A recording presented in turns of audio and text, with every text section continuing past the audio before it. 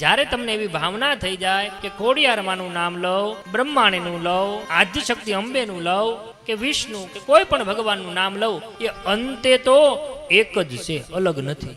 આવી જે દિવસે આંખ ખુલી જાય તેથી તમે ગમે એની પૂજા કરો, ફળ સરખું જ મળે. સહજ ભાષામાં કેવું હોય તો એમ કહેવાય, હાથને ચલાવવા માટે ક્યાં ખાવાનું છે? પગને ચલાવવા હોય તો શું કરવાનું? તો કે મુખમાં કોળીઓ નાખવાનો. પગ હાલે, હાથી હાલે, બધું જ, બધા અંગો પુષ્ટ થાય ને કે ન થાય? એના માટે અલગ વ્યવસ્થા નથી.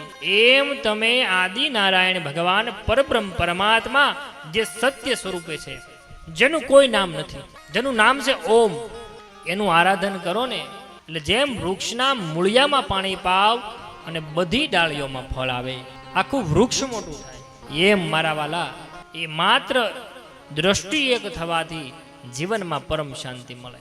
યાદ રાખજો, ભગવાન છે ને બધાય સ્વરૂપથી અલગ, તત્વથી એક છે.